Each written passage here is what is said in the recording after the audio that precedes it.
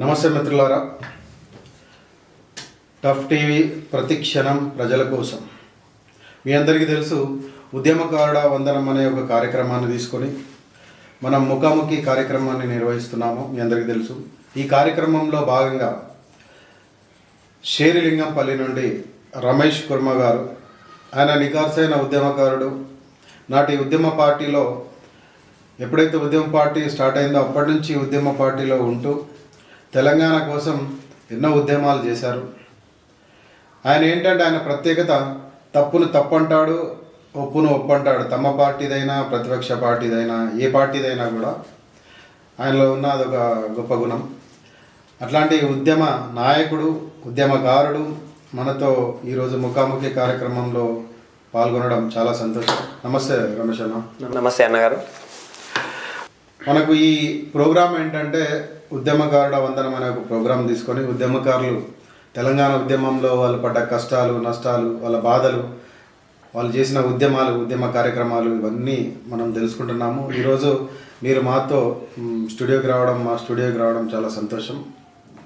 అయితే మనం ఇంటర్వ్యూకి పోయే ముందు మీ ప్రస్థానం, అంటే ఎక్కడ పుట్టిరు, ఏంటి మీ విద్యాభ్యాసం, ఇట్లాంటి వివరాలు మా కోసం. నాది పుట్టిన ఊరు షాద్నగర్ కాన్స్టిట్యున్సీ, కేశంపేట మండల్, కాక్నూర్ విలేజ్. నా పేరు సీమల రమేష్ కుర్మ అంటారు. మా నాన్నగారు ఆర్మీ కమాండో, మా అమ్మ గృహిణి. మేమిద్దరం అన్నదమ్ములం. తమ్ముడు శ్రీనివాస్ అక్కడే పొలిటికల్ బీఆర్ఎస్లో చాలా యాక్టివ్గా ఉంటాడు. తను వ్యవసాయం చేసుకుంటూ ఆ కార్యక్రమాలలో ఉంటాడు. అయితే మా నాన్నగారు ఆర్మీలో ఉండడం వల్ల హాలిడేస్లో ఇంటికి రావడం జరిగింది. అనుకోకుండా వర్షంలో పిడుగుపడి మా నాన్నగారు చనిపోవడం జరిగింది. అది 1979లో. అక్కడ మా కష్టాలు స్టార్ట్ అయినాయి. మా అమ్మ కూలీ చేసి ఇద్దరికి అన్నం పెట్టే పరిస్థితి లేకుండే. అలాంటి టైంలో మా అమ్మగారు తమ్ముడైనటువంటి వెంకటయ్య కల్వకుర్తి కాన్స్టిట్యున్సీలో ముదివేన్లో ఉంటాడు. ఆమన్గల్ మండలంలో మొత్తం ప్రతి ఊరు గుర్తుపడతారు. పాల వ్యాపారం చేసేవాళ్ళు తను. అయితే మా అక్క కొడుకు ఈ విధంగా ఉన్నాడు కదా, కొంచెం ఇబ్బంది ఉందని చెప్పేసి తను అక్కడ నుంచి నన్ను చిన్నతనంలోనే మా అమ్మమ్మ వాళ్ళ ఇంటికి, గ్రాండ్ మదర్ వాళ్ళ ఇంటికి తీసుకురావడం జరిగింది. అక్కడ నేను చదువుకుంటూనే మా మామయ్య గారికి చేదోడు వాదోడుగా పాల వ్యాపారంలో ఉంటూ తను రాజకీయ నాయకుడు. మాకు రాజకీయ నేపథ్యం లేదు, కానీ మా మేనమామ దగ్గరికి పోవడమే నాకు ప్లస్ పాయింట్ అయింది. తను రాజకీయ నాయకుడు, రాజకీయాలంటే చాలా ఇంట్రెస్ట్ తనకి. ఆ విధంగా ఆయన రోజు రాజకీయాల గురించి ఇంట్లో మాట్లాడుతుండడం, వాళ్ళు వీళ్ళు వచ్చి సమస్యలు చెప్తుండడం, పంచాయతీ ఇలా చేస్తుంటే అవి చిన్న వయసులోనే నాకు అబ్బినాయి. అరే, రాజకీయాలలో ఈ విధంగా ఉంటుందని చెప్పేసి నేను 10th వరకు అక్కడ మా అమ్మమ్మ వాళ్ళ ఊరిలో చదువుకోవడం జరిగింది. తర్వాత నేను 96లో తిరిగి మళ్ళీ మా ఊరికి రావడం జరిగింది. Keshampet mandal, Kaknoor village, Shadnagar constituency. అక్కడికి వచ్చిన తర్వాత నేను పాల వ్యాపారం స్టార్ట్ చేయడం జరిగింది. ఆ తర్వాత నేను అక్కడ ఒక చిన్న బెల్ట్ షాప్ లాంటి లిక్కర్ షాప్ని ఓపెన్ చేయడం జరిగింది ఆ రోజులలోనే, 2000లోనే. అది చాలా బ్రహ్మాండంగా నడుస్తున్న క్రమంలోనే అంతకుముందు నేను టీడీపీలో ఉన్నా. టీడీపీ నుంచి నేను బీజేపీలోకి వచ్చిన. అంటే పరిస్థితులను బట్టి వ్యక్తులకు మనం సపోర్ట్ చేయాలనే ఉద్దేశంతో బీజేపీలో చేసిన. అక్కడ తర్వాత 2001లో కేసీఆర్ గారు ఎప్పుడైతే తెలంగాణ ఉద్యమాన్ని స్టార్ట్ చేశారో ఆ రోజు నుంచి ఈ రోజు వరకు కేసీఆర్ అని పేరు పెట్టుకొని ఈ రోజు వరకు ఉద్యమంలో ఒక నికార్సైన కార్యకర్తగా, ఒక బీఆర్ఎస్ సీనియర్ లీడర్గా కేసీఆర్ పేరు పెట్టుకొని ఈరోజు పార్టీకి ప్రాణం ఇచ్చేంత స్థాయికి నేను ఈరోజు ఎదగడం అంటే నాకు చాలా ఈ జన్మ సుకృతం. కేసీఆర్ గారు పేరు పెట్టుకున్నందుకు ఈరోజు నేను చాలా ఎవ్రీడే చాలా సంతోషపడతా. ఎందుకంటే కేసీఆర్ పేరు ఎందుకు పెట్టుకున్నారని మీరు అడగొచ్చు. తను ఎందుకంటే 60 ఏళ్ళ కళ సాకారం చేసినటువంటి ఒక గొప్ప నాయకుడు కేసీఆర్ గారు. తెలంగాణలో ఉన్నటువంటి పరిస్థితులను బాగా ఆకలింపు చేసుకొని, తెలంగాణ పరిస్థితి ఈ విధంగా ఉంటే భవిష్యత్తు లేదు తెలంగాణకు అని చెప్పేసి తనకున్నటువంటి పదవులను చంద్రబాబు నాయుడు ముఖం మీద వేసి ఏ విధంగా అయితే తెలంగాణ సాధించాలని ఒక తపనతోటి, ఒక లక్ష్యంతో, ఒక గోల్తోటి, ఒక ఆశయంతో కేసీఆర్ గారు బయలుదేరారు. 2001 ఏప్రిల్ 27 నాడు పార్టీ స్థాపించడం జరిగింది, టీఆర్ఎస్ పార్టీ. ఆ రోజు నుంచి ఈ రోజు వరకు 2020 ఈ రోజు వరకున ఎక్కడగిన నేను ఒక నిమిషంగిన ఆగలే. పార్టీ కోసం, ప్రజల కోసం, పార్టీ ఇచ్చినటువంటి ప్రతి సమస్య మీద స్పందించే మొదటి వ్యక్తిని నేను. ఆ విధంగా ఇప్పటి వరకు పార్టీకి చాలా సేవలు చేశాం. ఉద్యమంలో చాలా వరకు చురుగ్గా పాల్గొన్నాం. లాఠీ దెబ్బలు తిన్నాం. ఇక్కడే బాష్వాయి గోళాలిగిన తగిలినాయి. ఇక చిరంజీవి నిమ్స్లో కేసీఆర్ గారు ఆమర నిరాదీక్ష చేసాం. నిమ్స్లో వేస్తే చిరంజీవి గారు కారు ఎక్కిచ్చారు. ఇంకా ఏళ్ళు ఇలా వలిగిపోయాయి. అయితే అక్కడి నుంచి నేను ఏ రోజు వెనుదిరిగి చూసుకోలే. ఏంటంటే 2002లో మీరు ఇప్పటి బీఆర్ఎస్, నాటి టీఆర్ఎస్ ఉద్యమ పార్టీ, తెలంగాణ ఉద్యమం కోసం పుట్టిన పార్టీలో మీరు చేరారు. అయితే ముఖ్యంగా కొన్ని సంఘటనలు ఉద్యమ కాలంలో మీరు చేసిన సంఘటన, మీరు ఎదుర్కొన్న సంఘటనలు కానీ, మీరు ఉద్యమంలో పాల్గొన్న ఉద్యమ విశేషాలు కానీ మా కోసం. 2002-3 మాట షాద్నగర్ ఎమ్మెల్యే గారు బక్కన నరసింహులు ఉండే టీడీపీ తను. నేను పెట్టుకున్నటువంటి ఆ బెల్ట్ షాప్ దగ్గరే నేను 2 మైకులు పెట్టేది. ఇప్పుడు బాక్సులు లేవు. 2 మైకులు పెట్టి ఈవినింగ్ మార్నింగ్ స్పీచ్లు ఇస్తుంటే ఈ మన వర్కర్లు అంతా కూలీలు పోతుంటే వస్తుంటే తెలంగాణకి ఇట్లా అన్యాయం జరిగింది, ఆంధ్ర వాళ్ళు ఈ విధంగా వచ్చి మనం దోసుకుంటున్నారని చెప్పేసి రోజు స్పీచ్లు ఇవ్వడం జరుగుతుంది మార్నింగ్ ఈవినింగ్. ఆ సమయంలోనే బక్కన నరసింహులు ఎమ్మెల్యే గారి కాన్వాయ్ రావడం జరిగింది 2003. ఇది జీవితంలో మర్చిపోలేని సంఘటన. అయితే వస్తే తను ఊరి ఎంట్రన్స్కి రాగానే నా స్పీచ్ని అక్కడే కాన్వాయ్ ఆపుకోవడం జరిగింది. అక్కడ ఉన్నటువంటి వాళ్ళ అనుచరులను అడగడం జరిగింది. ఎమ్మెల్యే గారు అడగడం జరిగింది. అయితే ఎవరు అతను మాట్లాడే వ్యక్తి అని చెప్పేసి ఆ ఎమ్మెల్యే గారు అడిగితే కుర్మా రమేష్ అని చెప్పేసి అక్కడ ఉన్న వాళ్ళు చెప్పడం జరిగితే ఆ ఎమ్మెల్యే గారు అన్నారంట, అలాంటి వ్యక్తి మనకు పార్టీకి కావాలి, మనం ఇప్పుడు అయితే ఎవరింటికైతే వెళ్తున్నామో ఆ వ్యక్తి మనకు అవసరం లేదు, ఆ వ్యక్తి మాట్లాడేవాడు నా ఇంటికి తీసుకురండి అని చెప్పేసి తన అనుచరుని ఇంటికి నన్ను పిలిపించడం జరిగింది 2003. నేను వెళ్ళడం జరిగింది. ఎమ్మెల్యే గారు ఒకటే మాట్లాడగారు, మీ పేరేంటి, మీరు ఏం చేస్తుంటారు ఏంటి అని చెప్పి తను అడిగితే సో అండ్ సో అని చెప్పి చెప్పడం జరిగింది. చెప్తే తను ఒకటే మాట అన్నారు, మీరు టీడీపీలోకి రండి, మీరు చాలా మంచిగా రెబల్గా ఉన్నారు, మీలాంటి వాళ్ళు కార్యకర్తలు మాకు అవసరం, మా పార్టీకి కావాలని చెప్పేసి బక్కన నరసింహులు గారు అడగడం జరిగింది. నేను దాన్ని వెంటనే తిరస్కరించడం జరిగింది.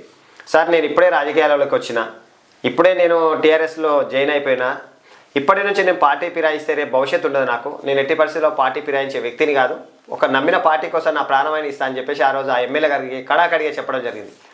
అది తను మనసులో పెట్టుకొని ఎస్ఐ శివకుమార్ అని షాద్నగర్లో ఉంటారు, అప్పుడు షాద్నగర్ పిఎస్ ఉండే మాకు, తనకు చెప్పి ఏదో ఒక కేసులో ఇరికించి 2 రోజులు ఘోరంగా కొట్టించాడు 2003లోనే. అది ఇప్పటివరకు నేను ఎక్కడ చెప్పలేదు, ఫస్ట్ టైం నేను ఈ లైవ్లో చెప్పడం జరుగుతుంది. మామూలుగా కాదు, 4 గంటలు కొట్టాడు శివకుమార్ ఎస్ఐ గారు. పక్కకున్న కానిస్టేబుల్ సార్ చచ్చిపోతాడు వద్దు కొట్టకండి అన్నగాని కొట్టారు. సరే ఆ విధంగా నేను ఉద్యమ ప్రస్థానంలో ఈ విధమైన ఒడిదుడుకులు ఎదుర్కొంటూ ముందుకు సాగడం జరిగింది. అక్కడ అదే విధంగా తర్వాత ఎంపీటీసీ ఎలక్షన్లో రావడం జరిగింది. ఎంపీటీసీ ఎలక్షన్లలో నేను చాలా వరకు ఖర్చు పెట్టుకోవడం, నా మనుషులని పెట్టుకొని ఎవడైతే నిలబడ్డారో ఆ క్యాండిడేట్ గెలిపించుకోవడానికి చాలా వరకు ఖర్చు పెట్టుకున్నా ఓన్ డబ్బులే. గెలిచిన తర్వాత తనేం చేశారంటే ఎంపీటీసీలు టీడీపీకి 6 రావడం జరిగింది, టీఆర్ఎస్కి 6 రావడం జరిగింది. అప్పుడు అయితే ఎవరో ఒకరు జంపు కావాలి ఇందులో కన్నా. మా ఎంపీటీసీని వాళ్ళు కిడ్నాప్ చేయడం జరిగింది. కేశంపేట తీసుకుపోయి పెట్టుకున్నాం. అప్పుడు నేను ఒక 50-60 మందిని తీసుకొని పోయి ఒక మిల్లులో, రైస్ మిల్లులో పెట్టడం జరిగింది. తనని బ్యాక్ సైడ్ నుంచి డోర్ నుంచి తీసుకొని పోయారు టీడీపీలో. ఎప్పుడు మేము బయట వెయిట్ చేస్తున్నాం, తీసుకొని పోయారు. తనకు వైస్ ప్రెసిడెంట్ ఇస్తామని చెప్పేసి ఆ విధంగా తనకి ఇచ్చేసరికి బాగా అందరూ రమేష్ ఇంత మీకు నిస్వార్థంగా సేవ చేస్తే వాళ్ళకి మోసం చేయడం బాగుండదు కదా అని చెప్తే వాళ్ళు 2 డేస్ ముఖం స్టార్ట్ చేయడం జరిగింది. అది నేను బాధగా ఫీల్ అయిపోయి అరే ఇంత నిజాయితీగా చేసే రాజకీయాలలో ఇంత ఇబ్బందులు ఉన్నాయా అని చెప్పేసి అక్కడ నుంచి నేను ఊరు వదిలిపెట్టి రావడం జరిగింది. నేను రోజు 2000 లీటర్ల పాలు పర్చేజ్ చేసేవాను ఒక మండలం, కేశంపేట మండలం, ఇంచుమించు ఒక 7-8 ఊర్లలో. వద్దు ఇవి అని చెప్పేసి అక్కడ నిర్దాక్షిణంగా వదిలే చిన్న పాపని తీసుకొని 6 నెలల పాపని తీసుకొని నేను 2005 హైదరాబాద్ రావడం జరిగింది. అక్కడి నుంచి వస్తూనే ఉప్పల్ వచ్చిన. ఉప్పల్లో అప్పటికే ఉద్యమం ఉధృతంగా జరుగుతుంది. దర్గా దయాకర్ రెడ్డి వాళ్ళందరూ ఉన్నారు అక్కడ. అందులో నేను ఉద్యమకారుని కాబట్టి నాకు ఆ స్పిరిట్ ఉంటుంది. నేను ఇమీడియట్లీ అందులో పార్టిసిపేట్ చేయడం జరిగింది. ఉప్పల్ డిపో దగ్గరే, బస్ స్టాండ్ దగ్గరే వాళ్ళు శిబిరం ఏర్పాటు చేసుకొని చేస్తున్నారు. అక్కడ నేను చేసుకొని ఒక చిన్న మామూలు ఒకటి ఐరన్ ఫ్యాక్టరీ లాగా కంపెనీ ఏర్పాటు చేసుకోవడం జరిగింది. నా స్వశక్తి మీద ఎదుగుతూ కొన్ని అనివార్య కారణాల వల్ల అది ఫెయిల్ అయిపోయింది. అక్కడి నుంచి మళ్ళీ నేను మేడ్చల్కు షిఫ్ట్ అయినా. మేడ్చల్లో గిన మల్లారెడ్డి అని, ఇప్పుడున్న మంత్రి మల్లారెడ్డి కదా, అక్కడ లోకల్ ఉన్న మల్లారెడ్డి, ఒక కిరణ్ యాదవ్ వాళ్ళందరూ కలిసి అక్కడ ఉద్యమం చేస్తున్నారు. అక్కడ నేను పాల్గొనడం జరిగింది. అక్కడ నేను స్పీచ్ ఇస్తే బాగా అట్రాక్ట్ అయిపోయి మేడ్చల్ పిఎస్లు నన్ను అరెస్ట్ చేస్తే అదే మల్లారెడ్డి గారు వాళ్ళు నన్ను వచ్చి ఉద్యమకారుడు అట్లెట్ అని చెప్పేసి వాళ్ళు ఆ పిఎస్ నుంచి నన్ను బయటికి తీసుకురావడం జరిగింది. అక్కడి నుంచి నేను మళ్ళీ అల్వాల్కు షిఫ్ట్ కావడం జరిగింది. అల్వాల్ షిఫ్ట్ అయినా కానీ అల్వాల్లో మాత్రం నేను ఉద్యమంలో అక్కడ వాళ్ళ దగ్గరికి నేను 1-2 సార్లు వెళ్ళాను. అక్కడ నుంచి నేను మళ్ళీ హైటెక్ సిటీ వెళ్ళిపోయాను. ఈ విధంగా ఉద్యమం హైదరాబాద్ మొత్తం నలుమూలల దిక్కు నేను ఎక్కడున్నా అనుక్షణం నేను పార్టీ కోసం సేవ చేసేవాడిని. 2014 వరకు అల్లుపెరుగని ఒక ఉద్యమకారుడిగా, ఒక కేసీఆర్ సైనికుడిగా ఎక్కడ పార్టీ పిలిపిస్తే, ఎక్కడ ఏ సంఘటనకు మీరు పాలు పంచుకోవాలంటే ప్రతి దాంట్లో నేను పాలు పంచుకోవడం జరిగింది. ఉద్యమంలో ఆ విధంగా ప్రస్థానం సాగింది. పార్టీ అధికారంలోకి వచ్చింది. విషయం ఏంటంటే ఇప్పుడున్న ముఖ్య ఆరోపణ ఏంటంటే తెలంగాణ వచ్చిన తర్వాత ఇంత కష్టపడి ఇప్పుడు మీరు చెప్పారు ఎన్ని ప్లేసెస్లో మీరు షిఫ్ట్ అయిపోయి ఉప్పల్ నుంచి మేడ్చల్ నుంచి అల్వాల్ నుంచి హైటెక్ సిటీ ఇన్ని ఇబ్బందులు అంటే మామూలు విషయం కాదు. షిఫ్టింగ్ అంటే ఒక లైఫ్ను ఫ్యామిలీని షిఫ్టింగ్ చేయడం అంటే చాలా ఇబ్బందికర విషయం. ఇన్ని కష్టాలు ఎదుర్కొంటూ కూడా మీరు తెలంగాణ వాదాన్ని ఎక్కడ వదిలిపెట్టలేదు, అంటే తెలంగాణ కోసం కష్టపడ్డారు. అయితే తర్వాత తెలంగాణ రాష్ట్రం వచ్చిన తర్వాత మన ఉద్యమ నాయకుడు కేసీఆర్ గారు అధికారంలోకి వచ్చారు. అయితే ఇప్పుడు మన తెలంగాణ ఉద్యమకారులు అంటుంది ఏంటంటే తెలంగాణ వచ్చి 10 సంవత్సరాలు తెలంగాణ ఉద్యమ పార్టీ అధికారం లేకున్నా కూడా ఉద్యమకారులకు ఎలాంటి న్యాయం జరగలేదు. చాలామంది ఉద్యమకారులు అంటున్న ఆరోపణ ఇది. యాక్చువల్గా మీరేమంటారు దాని గురించి? సార్ నేను ఒకటే చెప్పదలుచుకున్నా ఈ విషయం మీద. ఉద్యమకారులు అని నేను బీఆర్ఎస్ ప్రభుత్వం అవకాశం ఇవ్వలేదు అనేది మాట మాత్రం వాస్తవం కాదు. ఎందుకంటే గుర్తించలేదు అంటే నేను ఒప్పుకుంటా. ఎంతమంది నన్ను గుర్తిస్తుంది నేను ఎగ్జాంపుల్ చెప్పగలుగుతా. ఇప్పుడు ఉద్యమకారులు అంటే ముందు వరుసలో ఉన్న వాళ్ళు అందరికీ అవకాశాలు కల్పించింది ఆ ప్రభుత్వం. ఎర్రోళ్ళ సీన్ ఉన్నాడు, బాల్క సుమన్ ఉన్నాడు, తర్వాత రాజారాం యాదవ్, ఇలా చెప్పుకుంటూ గెల్లు శ్రీనివాసు, ఇలా చెప్పుకుంటూ పోతే చాలామంది ఉన్నారు. అవకాశాలు కల్పించారు. కొంతమందిని కల్పించలేని అపోహ ఉండొచ్చు. కానీ ఆ ప్రభుత్వం భారతదేశంలోని అభివృద్ధి కార్యక్రమాల్లో బాగా ఆయన ఇంట్రెస్ట్ చూపించడం జరిగింది. ఎందుకంటే 60 ఏళ్ళ గోసని తీర్చిన ఒకటి ప్రభుత్వం కాబట్టి వచ్చింది. కాబట్టి వాళ్ళకు ఫస్ట్ ప్రయారిటీగా కేసీఆర్ గారు నీళ్లు, నిధులు, నియామకాలు, కరెంటు మీద బాగా ఫోకస్ చేయడం జరిగింది. ఎందుకంటే ఒక్కొక్క రైతు 10 బోర్లు వేసి ఆత్మహత్యలు చేసుకున్న తెలంగాణ, ఎక్కడ పోయినా ఒక గుట్టలు చెట్లు మొలిచిన ఈ తెలంగాణని బంగారు తెలంగాణ చేయాలని ఒక సంకల్పంతో ఒక కంకణం కట్టుకొని ముఖ్యమంత్రి గారు కేసీఆర్ గారు ఆ విధమైన ఒక 4-5 సబ్జెక్టుల మీద తాగడానికి నీళ్లు, పంటలకు నీళ్లు, కరెంటు, ఈ విధమైనటువంటి దాని మీద ఫోకస్ పెట్టడం వల్ల కొంచెం ఈ మీరు అన్నమాట వాస్తవం కావచ్చు. కానీ అది నేను మాత్రం ఏకీభవించను. కానీ రేపు భవిష్యత్తులో వచ్చేది బీఆర్ఎస్ పార్టీ ఉద్యమకారులకు పెద్దపీట వేస్తామని చెప్పి కరెక్టే మీరు అంటున్నది కరెక్టే. అంటే ఇంత గొప్ప అభివృద్ధి సాధించినప్పుడు మొన్న ఎలక్షన్లలో ఎందుకు వెనుకడుగేయాల్సి వచ్చింది? వెనుకాడుగా అనేది కాదండి. అసలు యాక్చువల్లీ మేము ఇచ్చే ఎగ్జాంపుల్ ఏంటంటే అగెనిస్ట్ పార్టీ వాళ్ళు ఏంటంటే కేసీఆర్ ఇస్తున్నటువంటి స్కీమ్లు ఇవి కాకుండా మేము ఎక్స్ట్రా ఇస్తామని చెప్పేసి ప్రజలు మభ్యపెట్టారు ఈ కాంగ్రెస్ ప్రభుత్వం. అంటే ప్రజలు మభ్యపెడితే స్థితిలో ఉన్నారా ప్రజలు? అంటే నేను ఏమంటున్నాను బ్రదర్ అంటే ఇప్పుడు కేసీఆర్ గారు ప్రభుత్వం రాకముందు 2014 రాకముందు మన తెలంగాణ అగమ్య గోచరంగా ఉండే. తర్వాత వచ్చిన ఈ 10 ఏళ్లలో పంజాబ్ను తలదన్నే విధంగా పంటలు పండించిన ఘన చరిత్ర కలిగిన ఈ తెలంగాణ గడ్డ.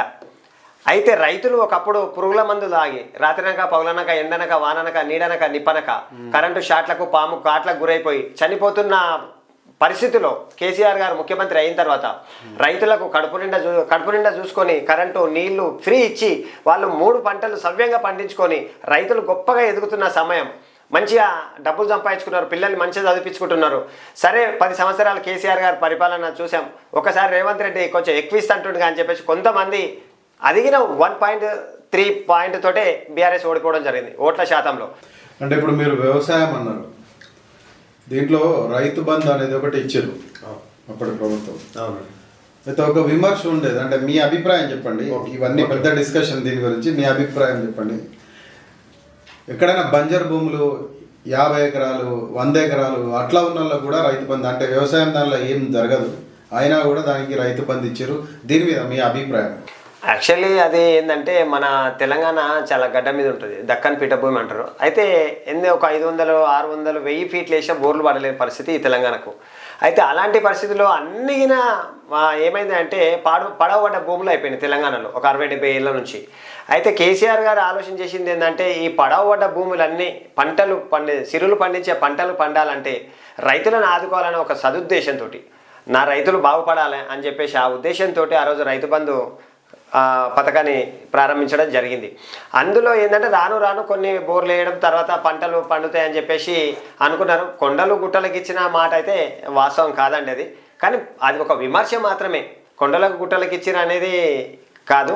కానీ కొండలకు గుట్టలకు ఇచ్చిన కొండలు పక్క పొంట ఉన్న 10 ఎకరాలు ఉంటే 2-3 ఎకరాలు గుట్టలు ఉంటాయి, 4-5 ఎకరాలు అయితే మంచి పొలం ఉంటుంది కదా. తన సాధ్యమైనంత వరకు రైతు దున్నుకొని నీళ్లు ఫ్రీ వస్తుండే, కరెంటు ఫ్రీ వస్తుండే, పెట్టుబడి ఫ్రీ వస్తుండే. నీకు అన్ని ఫ్రీ వస్తున్నప్పుడు రైతు ఎంతో కొంత ఆ రాళ్ళు తీసేసి రప్పలు తీసేసి కొంచెం సాధ్యమైనంత వరకు దాన్ని సాగు భూమిగా చేసుకోవాలి, సేద్యం చేసుకోవాలనే ఉద్దేశంతో కొంచెం పొడిగించుకుంటూ పెంచుకుంటూ ముందుకు సాగడం జరిగింది. దాన్ని ప్రతిపక్షాలు ఆ విధంగా అనడం అయితే భావ్యం కాదండి. అయితే ఇప్పుడు ఒక ముఖ్య విషయం మనం మాట్లాడుకుందాం. యాక్చువల్గా ఇప్పుడు 10 సంవత్సరాలున్న టీఆర్ఎస్ ప్రభుత్వం, అంటే మీరు ఇప్పుడు ఏదైతే దాంట్లో సభ్యులుగా ఉన్నారో, నాయకులుగా ఉన్నారో, ఆ ప్రభుత్వం ఉద్యమకారులకు ఏదో చేయలేదు, ఏం చేయలేదు అన్నదాన్ని మీరు ఖండిస్తారు, ఏదో చేశారు. అయితే డౌన్ స్ట్రీమ్లో ఉన్న కార్యకర్తలు ఎవరైతే ఉన్నారంటే జెండా బట్టి ముందు నిలిచిన కార్యకర్తలు చాలామంది రోగాలతో చనిపోయారు, అనారోగ్యంతో చనిపోయారు. బాధలు అంటే అయ్యో మేము ఇన్నేళ్ళు కష్టపడ్డాము, మాకేం అందలేదు, అయ్యో మేము ఇంత కష్టపడితే మాకేం సాయం లేదు, ఎవరు చూసుకున్న వాళ్ళు లేరు. మీరు ఎవరైతే కొంతమంది పేర్లు చెప్పారో వాళ్ళు ఓకే, వాళ్ళు బాగుపడ్డది వాస్తవం, వాళ్ళు నాయకులు అయిపోయారు, వాళ్ళకి అధికారం వచ్చింది. కింది స్థాయిలో మాత్రం అంటే ఇప్పుడు మీరు ఇంటర్వ్యూ చూస్తే, అంటే మీ ఇంటర్వ్యూ చూస్తే వాళ్ళ బాధపడతారు. వాళ్ళ బాధ అంటే టీఆర్ఎస్లో ఉన్నా కూడా ఇప్పటికి కూడా వాళ్ళు అందరినే ఉన్నారు, ఉండి కూడా బాధపడరు. దాని మీద మీ అభిప్రాయం ఏంటి? సార్, నేను ఒకటే చెప్పదలుచుకున్నా ఈ విషయం మీద. కార్యకర్తలు చనిపోతే ప్రభుత్వం ఆదుకోలేదు అని చెప్పి, పార్టీ ఆదుకోలేదు అనేది మాత్రం నేను వ్యతిరేకిస్తాను. పార్టీ ఆదుకోలేదు అని చెప్పి నేను దాన్ని వ్యతిరేకిస్తాను. ఎందుకంటే తెలంగాణలో ఉన్న ప్రతి బిడ్డకు ఒక కుంట భూమి అయినా ఉంటుంది పక్క, అది 100%.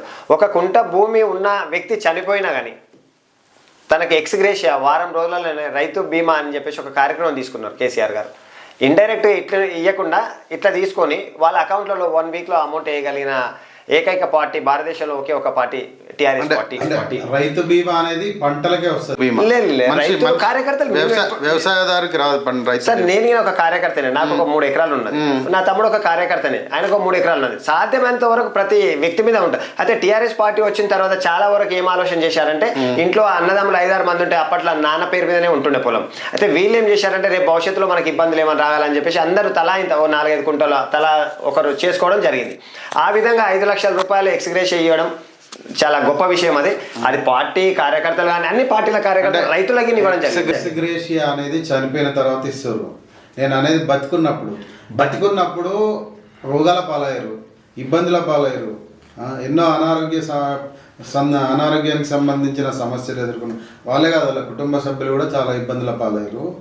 అయితే ముఖ్యమైనది ఏంటి అంటే, వీళ్ళ విమర్శ ఏంది అని అంటే, ఉద్యమకారుల విమర్శ, మమ్మల్ని పట్టించుకోలేదు అని చెప్పి అంటారు. దాని మీద ఉద్యమకారులు పట్టించుకోలేదంటే, ఇప్పుడు ఎగ్జాంపుల్ అండి నేను ఏమంటున్నా అంటే, ఉద్యమకారులు అనేది ఇప్పుడు మనము తెలంగాణ వ్యాప్తంగా 4 కోట్ల మంది ఉద్యమం చేశాం. ఒక మాట నేను అడుగుతున్నా, సూటిగా అడుగుతాను, నేను ఒక ఉద్యమకారునిగా అంటాను. 4 కోట్ల మంది ఉద్యమం చేశాము. 4 కోట్ల మందికి ఫేవర్గా జరగాలంటే జరగలేదు కదా. ఇప్పుడు నేను చాలా కష్టపడ్డా పార్టీ కోసం, చాలా నష్టపోయాను. డబ్బులు, ఆర్థికంగా, శారీరకంగా, మానసికంగా చాలా టైం, అమూల్యమైనటువంటి టైం ఈ వయసులో 25 సంవత్సరాలు వేస్ట్ చేసుకున్నాను నేను పార్టీ కోసం. ఇప్పుడు కాదు, సచ్చేంత వరకైనా ఇప్పటికైనా నేను కార్యకర్తగానే బతుకుతా. కేసీఆర్ పేరు పెట్టుకున్నందుకు చనిపోయిన రోజు పింకు కండువానే గప్పమని చెప్పి నా ఇంట్లో నా పిల్లలకి చెప్పడం జరిగింది. అంత కరడు కట్టిన కార్యకర్తగా పార్టీ కోసం నేను నిబద్ధతతోటి పనిచేయడానికి నేను సిద్ధంగా ఉన్నా. అయితే ఇలాంటి కార్యకర్తలకు పార్టీ ఎప్పుడు అండగా ఉంటుంది. ఒక్కవేళ మీరు అన్నట్టు అదిగిన జరిగింది కాబట్టి నేను మంచి hospital, health insurance, CM relief funds చాలా వరకు మనకు ఉద్యమకారులకే కాదు ప్రతి ఒక్కరికి అవి బాగా యూజ్ అవుతున్నాయని చెప్పేసి నా అభిప్రాయం. ఈ విషయం మీద ఎప్పుడైనా ఉద్యమకారులకు అన్యాయం జరిగిందంటే మా పార్టీ దృష్టికి తప్పకుండా తీసుకెళ్తాం. మేము కేటీఆర్ అన్నతోటి నేను చాలా చనువుగా ఉంటాను. ఈ విషయాలలో రేపు రాబోయే రోజులలో ఉద్యమకారులకు పెద్దపీట వేస్తుంది పక్క బీఆర్ఎస్ పార్టీ. ఉద్యమకారులనే ఫస్ట్ ప్రయారిటీ ఇచ్చేది ఉద్యమకారులకే. ఎందుకంటే కొంచెం చిన్న మాట ఎక్కడైనా బై మిస్టేక్ అయితే అయ్యి ఉండొచ్చు, మేము అంగీకరిస్తాం దాన్ని. కానీ రేపు వచ్చే ఎలక్షన్లలో ఉద్యమకారులకే ప్రయారిటీ ఇస్తాం, పెద్దపీట వేస్తాం. రేపు రాబోయే చరిత్ర అంతా ఉద్యమకారుల చరిత్ర తెలంగాణ రాష్ట్రంలో ఉంటుంది అని చెప్పేసి తెలియజేస్తాం. చాలా సంతోషం. అయితే ఇప్పుడు కమింగ్ టు కరెంట్ పాయింట్, అంటే ప్రస్తుతం నడుస్తున్నది అంటే పార్టీలకు అతీతంగా మీ అభిప్రాయం తెలియదు. ఎందుకంటే మీరు పార్టీలో ఉన్నా కూడా మంచి జరిగితే మంచి అంటారు, చెడు జరిగితే చెడు అంటారు. అంటే మీ అభిప్రాయం చెప్తారు. దాన్ని బట్టి నేను అడుగుతున్నా, కాంగ్రెస్ పార్టీ అధికారంలోకి రాకముందు మేనిఫెస్టోలో మిగతా పథకాల సంగతి మనం ఇక్కడ అప్రస్తుతం. ఉద్యమకారులు ఎవరైతే ఉన్నారో తెలంగాణ ఉద్యమకారులకు 250 గజాల భూమి, అలాగే అర్హులైన వాళ్ళకు పెన్షన్ సౌకర్యం కలిగిస్తాను. ఇది ఇలాంటి పథకం మీ అభిప్రాయం? సార్ నేను ఒకటే చెప్పదలుచుకున్నా, మొన్న జరిగినటువంటి లాస్ట్ డిసెంబర్లో జరిగినటువంటి ఎలక్షన్లలో కాంగ్రెస్ ప్రభుత్వం ఘన విజయం సాధించింది తెలంగాణ రాష్ట్రంలో. ఆ పార్టీ ఉద్యమకారులకు మేము పింఛన్ ఇస్తాం, నెలకు ఒక 25,000 అని ఒక వాగ్దానం చేసింది. 250 గజాలు ప్లాట్ ఇస్తామని చెప్పేసి, ఒకవేళ ప్లాట్ ఉంటే మీకు ఒక 5 లక్షలు 10 లక్షలు హెల్ప్ చేసి ఇల్లు కట్టిస్తామని చెప్పేసి వాళ్ళు వాగ్దానం చేయడం జరిగింది ఉద్యమకారులకు. ఇప్పటికీ 14 నెలలు అయిందండి ఈ ప్రభుత్వాన్ని అడగదలుచుకున్నా. ఉద్యమకారులని మీరు ఊపిరి పోస్తామని చెప్పి ఊదరగొట్టి మీరు ఈరోజు ఉద్యమకారులకు అసలు కనిచూపు కాదు కంటి చూపు కళ్ళకి వెళ్ళి నీళ్ళ తూడ్చలేని పరిస్థితిలో కాంగ్రెస్ ప్రభుత్వం ఉన్నది. దయచేసి నేను రేవంత్ రెడ్డి ప్రభుత్వాన్ని ఒకటే డిమాండ్ చేయదలుచుకున్నా, తెలంగాణ గడ్డ అంటే విప్లవాల గడ్డ. తెలంగాణ అంటేనే ప్రపంచ చరిత్రలో ఒక ఘన చరిత్ర కలిగినటువంటి తెలంగాణ ఉద్యమం. ఈరోజు మీరు ముఖ్యమంత్రి అయ్యారంటే కారణం తెలంగాణ ఉద్యమకారులు. తెలంగాణ ఉద్యమకారులు ప్రాణత్యాగాలు చేసి ఆత్మహత్యలు చేసుకొని వాళ్ళు ఈరోజు ఆ విధంగా చేసే తెలంగాణ రాష్ట్రం ఏర్పడ్డది. లేకపోతే ఉమ్మడి ఆంధ్రప్రదేశ్లో ఉంటే నువ్వు ముఖ్యమంత్రి అయ్యే వ్యక్తివి కాదు, ఎందుకంటే అవకాశం మనకు లేదు కాబట్టి. ఈరోజు మీరు ఆత్మ పరిశీలన చేసుకోవాలి ముఖ్యమంత్రి గారు. మీరు ఆ సీటు మీద కూర్చోరంటే 80% తెలంగాణ ఉద్యమకారుల కష్టార్జితం ఉందని చెప్పేసి మీరు గుర్తించాలి. వెంటనే ఇప్పటికే చాలా లేట్ అయిపోయింది. ఉద్యమకారులు ఇప్పటికైనా చాలా బాధలో ఉన్నారు. ప్రభుత్వం మాకు ఇస్తున్న హామీలు ఇంకా నెరవేర్చలేదని చెప్పేసి అక్కడక్కడ బాగా ఆవేదనకు గురవుతున్నారు. దయచేసి నేను ఈ ప్రభుత్వాన్ని ఒకటే రిక్వెస్ట్ చేస్తున్నా, రేవంత్ రెడ్డి గారికి స్పెషల్లీ అప్పీల్ చేస్తున్నా. మీరు వెంటనే ఇస్తున్న హామీలను వెంటనే నెరవేర్చండి. ఒక కమిటీ వేయండి, ఉద్యమకారులు ఎవరు ఎట్లా అనేది చెప్పేసి మీరు మొత్తం ఒక కమిటీ ద్వారా వాళ్ళని వెరిఫై చేయండి. చేసి ఒక్కొక్క కార్యక్రమాన్ని మేము ముందుకు తీసుకుపోవాల్సిందిగా నేను ఈ ప్రభుత్వాన్ని విజ్ఞప్తి చేస్తున్నాను. అంటే ఇప్పుడు ఈ కార్యక్రమం అనేది అంటే మీ పర్సనల్ అభిప్రాయం చెప్పండి. ఈ కార్యక్రమం అనేది మంచిదా లేకపోతే ఎట్లాంటిది?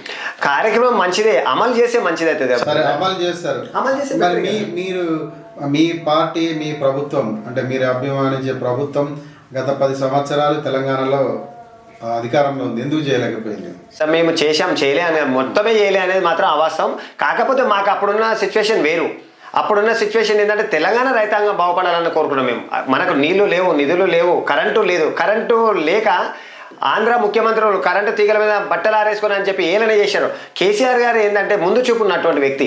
రేపు నా తెలంగాణ ఈ భారతదేశానికి ఒక దిక్సూచిలా నిలబడాలనే ఒక సంకల్పంతో కంకణం కట్టుకొని ఫస్ట్ ఆఫ్ ఆల్ ప్రయారిటీ ఇచ్చింది తాగడానికి నీళ్లు, పంటలకు సాగునీళ్లు, కరెంటు, రైతు బంధు, రైతు బీమా, ఈ విధంగా స్టెప్ బై స్టెప్ చేసుకుంటూ ఆయన సక్సెస్ఫుల్గా చేయడం జరిగింది 10 సంవత్సరాలు.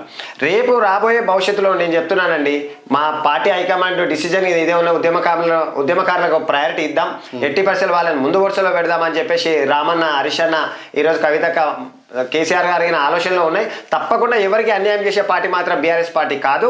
నేనేమంటున్నా అంటే ఈ బీఆర్ఎస్ పార్టీ ప్రతి ఇంటికి ఒక గుండెకాయలాగా కాపలా కుక్కలాగా ఉంటుందని ఆనాటి నుంచి ఈనాటి వరకు చెప్తున్నాం. రేపు భవిష్యత్తు మా తరాలు మొత్తం బీఆర్ఎస్ పార్టీ తెలంగాణ రాష్ట్రాన్ని కాపాడుతుందని చెప్పేసి తెలియజేస్తున్నాం.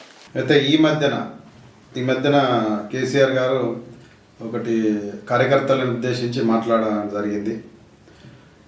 వస్తున్నాం, ఫిబ్రవరిలో ఒక సభ పెట్టుకుందాం, తర్వాత మనం యుద్ధానికి బయలుదేరదాం అన్నట్టుగా మాట్లాడిండు. ఏంటి, ఏం యుద్ధం చేయబోతున్నారు, ఎలాంటి కార్యాచరణ చేయబోతున్నారు అంటే మీరు కేటీఆర్కు చాలా దగ్గరలో ఉంటారు కాబట్టి మీకు తెలిసినంత మటుకు ఎలాంటి యుద్ధం స్టార్ట్ చేయబోతున్నారు? బ్రదర్, నేను ఒకటే చెప్పదలుచుకున్నా ఈ కాంగ్రెస్ ప్రభుత్వానికి, మీరు 6 గ్యారంటీలు ఆ రోజు ఇస్తామని చెప్పేసి వాగ్దానం చేశారు. 420 హామీలు ఇవ్వడం జరిగింది తెలంగాణ ప్రజలను. ఏ హామీ అమలు కావడం లేదు, ఏ గ్యారంటీలు మీరు అమలు చేయడం లేదు. వాళ్ళు కొట్టుకొని చచ్చిపోతున్నారు. అంటే మేమేందంటే ప్రభుత్వం ఒక సంవత్సరం టైం ఇద్దామనే ఉద్దేశం మాకు ఉండే బీఆర్ఎస్ పార్టీకి, కేసీఆర్ గారు కానీ, కేటీఆర్ గారు కానీ, హరీష్ రావు గారు. ఎందుకంటే కొంత సమయం కావాల్సింది, ఎవరికైనా అవసరం ఉంటుంది కాబట్టి ఇప్పటికీ 14 నెలల సమయం ఇచ్చాం, ఏది ఇంప్లిమెంటేషన్ లేదు. అయితే తెలంగాణ ప్రజలు చాలా ఇబ్బందులలో ఉన్నారు. ఈరోజు ఊర్లలోకి వెళ్తే ఇప్పటికీ రైతు బంధు వల్లే, కరెంటు లేదు, నీళ్లు లేవు, ఎక్కడికక్కడ కట్టడి చేసి ఓన్లీ ఒక పరిపాలన చేస్తున్నారు. వీరు ఏమైనా రియల్ ఎస్టేట్ చేసుకోవాలి, సంపాదించుకొని సూట్ కేసులు నింపుకొని ఢిల్లీకి పంపించాలనే ఉద్దేశంతో కాంగ్రెస్ ప్రభుత్వం ఉంది. కానీ తెలంగాణ ప్రజలని కాపాడాలి, తెలంగాణ ప్రజలకు మనం ఇచ్చినటువంటి హామీలని, వాళ్ళకి ఇచ్చినటువంటి వాగ్దానాలను నెరవేర్చుకోవాలనే ఉద్దేశం రేవంత్ రెడ్డి ప్రభుత్వానికి లేదని చెప్పేసి నేను ఈ సభాముఖంగా మీకు తెలియజేస్తున్నాను. ఏంటంటే ఈ సభ మీరు చేయబోయే కార్యాచరణ ఏంది, యుద్ధం ఏంది, ఏం చేయబోతున్నారు దాని గురించి? కార్యాచరణ అంటే ఏంటంటే ఇప్పుడు మేము ప్రజల దగ్గరికి వెళ్ళాలనుకుంటున్నాం. వాళ్ళు కాంగ్రెస్ వాళ్ళు ఇస్తా అన్నటువంటి హామీలు నెరవేర్చలేదు కాబట్టి ఇప్పటి వరకు ఏది అమలు లేదు సార్, ఎక్కడ లేదు. ఫ్రీ బస్ చేసారు, రైతు బంధు చేస్తారు, రుణమాఫీ చేస్తారు. రైతు బంధు ఎక్కడ సార్? నేను ఒక రైతు, నాకు 2 ఎకరాలు ఇప్పటికీ నాకు లేదు. మరి అరే పడుతున్నాయి 1 by 1 చాలా. మండలాన్ని తీసుకొని ఒక పైలట్ ప్రాజెక్టుగా ఒక విలేజ్ని తీసుకొని నువ్వు రైతు బంధు ఇస్తావు. కేసీఆర్ గారు అట్లా వేయలే కదా. తెలంగాణ వ్యాప్తంగా 33 జిల్లాల్లో 12,780 గ్రామ పంచాయతీలకు ఏ పార్టీ అని కాదు, బీజేపీ కాదు, బీఆర్ఎస్ కాదు, కాంగ్రెస్, సిపిఎం, సిపిఐ ఏ పార్టీలు ఉన్నా ప్రతి ఒక్కరు రైతు అనే వ్యక్తి ఉంటే వాళ్ళకి రైతు బంధు ఒకే నా టన్ అని పడేది. మరి ఈ రోజు నువ్వు కాంగ్రెస్ కార్యకర్తలకు వేస్తున్నావు అంటే చాలా సిగ్గుచేటైన విషయం ఇది. మేము రేపు ప్రజల దగ్గరికి వస్తాం, ప్రజలు మాకు అండగా ఉంటారు. ప్రజలకు మేము ఎప్పుడూ ఎల్లవేళ ఉంటాం. మాది ఉద్యమ పార్టీ, మేము రాజకీయాలు చేయడానికి రాలేదు. మేము ఈరోజు ఇస్తా అన్నటువంటి కాంగ్రెస్ ప్రభుత్వం హామీలను నెరవేర్చలేని సమయంలో మేము ప్రజలకు అండగా ఉండి ప్రజల గొంతుగా మేము ప్రతిపక్షంగా మేము ప్రభుత్వాన్ని ప్రశ్నించడానికి మేము రేపు రాబోయే రోజులలో వస్తామని చెప్పేసి మా కేసీఆర్ గారు ఈ విషయం చెప్పడం జరిగింది. ఇప్పుడు మీరు తెలంగాణ ఉద్యమకారుల ఫోరంలో కీలక పదవిలో ఉన్నారు. అంటే షాద్నగర్ నుంచి, షేర్లింగంపల్లి నుంచి. అయితే ఇప్పుడు కార్యక్రమాలు అంటే ఇప్పుడు ఏడాది అవుతుంది ప్రభుత్వం వచ్చి, అంటే వాళ్ళు ఇంకా కార్యాచరణ స్టార్ట్ చేయలేదు అనుకుంటారు. చాలామంది అనుకుంటారు త్వరలో మంచి తీపి కబురు వస్తుందని అనుకుంటారు ఉద్యమకారుల కోసం. 250 గజాలు, తర్వాత పెన్షన్ సౌకర్యం ఏదైతే ప్రకటించారో మేనిఫెస్టోలో, దీని మీద మీ అభిప్రాయం ఏంది? మీ తెలంగాణ ఉద్యమకారుల ఫోరం తరపున ఎలాంటి కార్యక్రమాలు చేస్తుర్రు? తెలంగాణ ఉద్యమకారుల ఫోరం అధ్యక్షులైనటువంటి గౌరవనీయులు డాక్టర్ చీమ సీనన్న గారికి ప్రత్యేకంగా నేను ధన్యవాదాలు తెలియజేస్తున్నాను. ఎందుకంటే 7 సంవత్సరాల నుంచి అల్పెరుగైన పోరాటం చేస్తున్నటువంటి సీనన్నకు నేను ప్రత్యేకంగా ధన్యవాదాలు తెలియజేస్తున్నా. ఒక ఉద్యమకారుడిగా టఫ్లో నేను ఉమ్మడి రంగారెడ్డి జిల్లా కన్వీనర్గా ఉన్నా. ఎందుకంటే సీనన్న డాక్టర్ అయి ఉండిగిన ఏదో ఒకటి సాధించాలి, తెలంగాణ ఉద్యమకారులకు అన్యాయం జరిగిందనే ఒక కాన్సెప్ట్ తోటి తన 7 సంవత్సరాలు అల్లు పెరగకుండా పోరాటం చేస్తున్నాడు. అనుక్షణం ఏదో ఒకటి చేయాలి, వీళ్ళకి చేయాలి. ఎందుకంటే ఉద్యమకారుల జీవితాలు చాలా ఛిద్రం అయిపోయాయి తెలంగాణలో. ఎందుకంటే ప్రభుత్వం ఇస్తున్నటువంటి హామీలు ఇప్పటికే లేట్ అయిపోయినాయి. అంతకుముందు 10 సంవత్సరాలు ఉన్నప్పుడు కూడా ఛిద్రం అయిపోయినాయి కదా. నేను అదే చెప్తున్నా సార్, మీకు ఇంతకుముందు చెప్పాను, 2 సార్లు క్లియర్ చేసేద్దాన్ని. మేము ఎక్కువ ఫోకస్ రైతుల మీద తీసుకున్న ఉద్యమకారులు ఎవరైతే ఫ్రంట్ ప్లేస్ లో ఉన్నా వాళ్ళందరికీ అవకాశాలు కల్పించాం. ఇప్పుడు రాబోయే తరంలో తప్పకుండా కల్పిస్తాం. మేము మోసం చేసే ప్రభుత్వం కాదు, మాట ఇచ్చి తప్పే ఇలాంటి ప్రభుత్వాలు మావి కావు. మేము మాట ఇచ్చినామంటే తప్పకుండా నెరవేర్స్తాం. అయితే నేనేమంటే సీనన్న గారు ఈ విధంగా తెలంగాణ ఉద్యమకారుల ఫోరాన్ని స్టార్ట్ చేయడం చాలా అదృష్టంగా భావిస్తూ అందులో నేను ఒక సభ్యుని అయినందుకు చాలా సంతోషం. ఎందుకంటే నేను బీఆర్ఎస్లో ఉండి యాక్టివ్గా ఉంటే సీనన్న వాళ్ళే ఒక రోజు నన్ను వీడియో చూసి, సార్ మీరు ఇందులో రావాలి అన్న అని చెప్పేసి నన్ను పిలిపించుకోవడం, నాతో మాట్లాడడం, మీరు మా దాంట్లో సభ్యులుగా ఉండడం అంటే నాకు చాలా అది ఆనందం అనిపించింది. చాలా గర్వంగా ఫీల్ అయినా నేను. సీనన్న గారికి ఎల్లవేళలా మా బీఆర్ఎస్ పార్టీ తరఫున అండగా ఉంటాం. సీనన్న ఉద్యమం ఇంకా ఉధృతం చేయాల్సిన అవసరం ఉంటుంది. రేపు భవిష్యత్తులో తెలంగాణ ఉద్యమకారుల ఫోరం ఒక రాజకీయ అవతారం ఎత్తడానికి అవకాశాలు ఉంటే చాలా బెటర్. ఎందుకంటే రాజ్యాంగంలో మనకు ప్రతి ఒక్క వ్యక్తికి ఒక హక్కులు ఉంటాయి. ఆ హక్కులని ఎప్పుడైతే అవతల వాళ్ళు కాలా రాస్తుంటే మనం దాని నుంచి తప్పించుకోవాలంటే మనం ఏదో ఒక మార్గంలో సక్సెస్, ఎందుకంటే ప్రజాస్వామ్యబద్ధంగా మనం ముందుకెళ్ళాలి కాబట్టి, ప్రజా సమస్యలు తీర్చాలి కాబట్టి తప్పకుండా ఈ తెలంగాణ ఉద్యమకారుల ఫోరం భవిష్యత్తులో రాజకీయ పార్టీగా అవతరిస్తే సీనన్నకు నేను ఎల్లవేళ అండగా ఉంటా అని చెప్పేసి సీనన్నకు ఈ సందర్భంగా నేను ధన్యవాదాలు తెలియజేస్తున్నాను. ఓకే, ఇప్పుడు ఉద్యమకారులు తెలంగాణ రాష్ట్ర సాధనలో ఉద్యమకారులు కీలక పాత్ర. ఇప్పుడు కూడా ఈ పార్టీలు అధికారం మారడానికి కూడా ఉద్యమకారులదే పాత్ర. అయితే ఎప్పుడు ఈ ఉద్యమకారులుగానే ఉండిపోవాలంటే జెండాలు పట్టుకునే ఉద్యమకారులుగానే ఉండిపోవాలన్నా, రాబోయే రోజులలో రాజకీయ నాయకులుగా అంటే ప్రజాసేవ కోసం, అంటే సొంత లాభం కోసం కాదు, ప్రజాసేవ కోసం, సమాజ సేవ కోసం, సమాజానికి ఎంతో కొంత సేవ చేయాలన్న ఒక దృక్పథంతో నాయకులుగా మారే అవకాశం లేదా తెలంగాణలో? మీ ప్రస్థానం ఎటువైపు ఈ సందర్భంగా అది మాతో షేర్ చేసుకోండి. నువ్వు ఒకటే బ్రదర్, నన్ను చాలా పార్టీలు ప్రలోభ పెట్టడం జరిగింది. కాంగ్రెస్ వాళ్ళు అడిగారు, బీజేపీ వాళ్ళు అయితే మొన్న ఎంపీ ఎలక్షన్లలో 10 లక్షలు ఇస్తామని చెప్పి అన్నారు. సో మీరు రండి, బండి సంజయ్ తోటి కానీ ఈటల రాజేందర్ తోటి కానీ మీకు చెక్ ఇప్పిస్తామంటే నేను ఒకటే మాట చెప్పిన, నేను పార్టీ 2001 నుంచి కరడు కట్టిన ఒక ఉగ్రవాదిలాగా పార్టీకి బీఆర్ఎస్ పార్టీకి పనిచేస్తున్నా. నేను డబ్బులకు అమ్ముడుపోయే వ్యక్తిని కాదు. చస్తే చావైనా అందులోనే ఉంటుంది. నా శవం మీదనే పింక్ కండవ కప్పమని చెప్పి నా పిల్లలకు, నా భార్యకి చెప్పడం జరిగింది. నేను అంతా కరడు. కేసీఆర్ అంటే ఇక్కడ ఉన్నాడు, కేటీఆర్ అంటే నా ఆత్మ. అలాంటి పరిస్థితుల్లో నేను పార్టీలు మారడం కానీ పార్టీలు ఫిరాయించడం కానీ కాదు. ఉద్యమకారులకు మాత్రం మా బీఆర్ఎస్ పార్టీ మాత్రం రాబోయే రోజుల్లో పెద్దపీట వేస్తుంది 100%. అది ఎక్కడైనా కాదు. తెలంగాణ రాష్ట్రం కోసం ఎవరైతే ఫైట్ చేశారో, ఎవరైతే ముందు వరుసలో ఫైట్ చేశారో వాళ్ళకి అన్యాయం జరిగిందని మీరు అంటున్నారు కదండి. అలాంటి వాళ్ళని మేము వెతికి పట్టుకొని వాళ్ళకు పదవులు ఇచ్చే అవకాశం తప్పకుండా చేస్తాం. వాళ్ళ స్థితిగతులు, వాళ్ళ పరిస్థితులు ఏ విధంగా ఉన్నాయి, వాళ్ళు ఇప్పుడు ఉన్నటువంటి సిచ్యువేషన్ ఏది మొత్తం వెరిఫై చేసి ఒక కమిటీ వేయించి బీఆర్ఎస్ తరఫు నుంచి ఉద్యమకారులను మాత్రం తప్పకుండా ఆదుకుంటాం, వాళ్ళకి అండగా ఉంటాం అని చెప్పేసి తెలియజేస్తున్నాం. మీ ప్రస్థానం అంటే మీ పర్సనల్ మీకు ఒక గోల్ ఉంటుంది. ఏదైనా కూడా చేస్తున్నప్పుడు సేవ చేస్తున్నప్పుడు ఇంకా ఒక సేవ చేయాలనే ఒక ఆలోచన ఉంటుంది. మీ ప్రస్థానం ఎటువైపు? ప్రస్థానం అంటూ నేను ఇప్పటికీ ఒక 35 years నుంచి రాజకీయాలలో ఉన్నా. నేను నా ప్రస్థానం అనేది ఏంటంటే, నేను షాద్నగర్ కాన్స్టిట్యూన్సీ మీద నాకు బాగా ఇంట్రెస్ట్. ఎందుకంటే నా పుట్టిన గడ్డ, అది నా అడ్డ కాబట్టి ఆ గడ్డ రుణం తీర్చుకోవాలనే ఒక సంకల్పంతో, ఒక సదుద్దేశంతో నేను ఆలోచించుకోవడం జరుగుతుంది.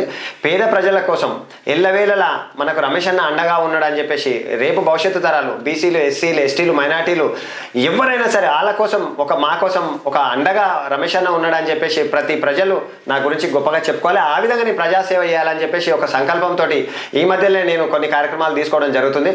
రేపు రాబోయే రోజులలో షాద్నగర్ కంచుకోట ఒక ఉద్యమకారుడికి అడ్డగా ఉంటుందని చెప్పేసి నేను భావిస్తూ, నా షాద్నగర్ గడ్డ మీద ఉన్నటువంటి ప్రతి బిడ్డకు నేను అండగా ఉండాలి. ఏ కష్టం వచ్చినా, కన్నీళ్ళు వచ్చినా, ఆపద వచ్చినా, ఆకలైనా రమేష్ అన్న మాకున్నాడు అని చెప్పేసి ఒక చరిత్ర క్రియేట్ చేయాలనే ఒక సంకల్పంతో నేను ఉన్నా. ఎందుకంటే 36 సంవత్సరాలు చాలా అమూల్యమైంది.